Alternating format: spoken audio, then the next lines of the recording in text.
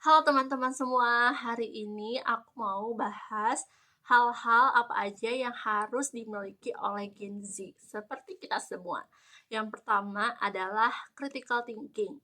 Dunia ini mengalami mendapat banyak masalah yang sangat kompleks juga, arus informasi yang sangat deras, berita hoax bertebaran di mana-mana, juga bercampur antara realitas dengan AI sekarang. Jadinya perlu untuk kita mengkritisi kembali, mendalami kembali, memahami kembali setiap informasi yang kita dapat.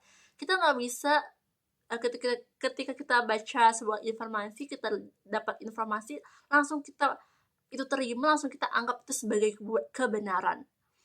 Nah, yang kedua adalah multitasking. Kayaknya sekarang tuh susah gitu untuk fokus satu hal, untuk hanya melakukan satu hal aja. Contohnya kayak kuliah. Kalau kuliah itu kan kita sulit gitu untuk cuma belajar aja. Kita perlunya untuk bangun relasi, perlunya untuk ikut organisasi, ikut lomba, apalagi untuk kaum-kaum perintis seperti aku gitu ya, perlu cari duit tambahan, maka kita harus kerja sampingan juga, dan masih banyak lainnya. Terus perlunya belajar lintas ilmu nggak sih? Misalnya kan aku anak PAI ya, aku tuh ngerasa aku perlu untuk belajar banyak ilmu lainnya gitu. Basic-basic aja lah, nggak usah terlalu memperdalam. Memperdalamnya ya PAI-nya aja gitu, yang sebagai keahlian aku. Seperti kita, menurut aku ilmu-ilmu yang aku harus pahami itu kayak bahasa gitu, terus ilmu politik, ekonomi, digital juga.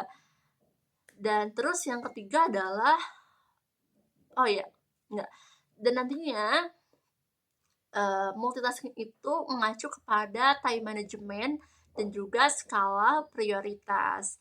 Jadi kita harus tahu nih pembagian waktunya kayak gimana, terus prioritas kita seperti apa, karena kan setiap orang itu berbeda-beda ya prioritasnya.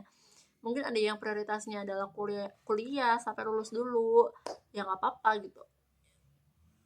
Atau ada yang prioritasnya adalah mencari uang. Terus yang lanjutannya yang ketiga adalah percaya diri. Nggak peduli seberapa banyak skill yang kita punya, kalau misalkan kita nggak percaya sama diri kita sendiri, kita minderan, kita apa ya, nggak pede, apa ya bahasanya ya, pokoknya itulah, itu tuh akan sia-sia gitu teman-teman. Nggak sia-sia juga sih, kayak sulit aja gitu, karena kalau misalnya kita nggak percaya diri, itu tuh kita bisa aja secara nggak langsung itu kita ngekip kemampuan kita untuk diri kita sendiri. Sedangkan kalau misalnya kita percaya diri itu, selain kita akan dikenal orang lain, kita akan diakui, kita juga akan bermanfaat untuk banyak orang juga kan.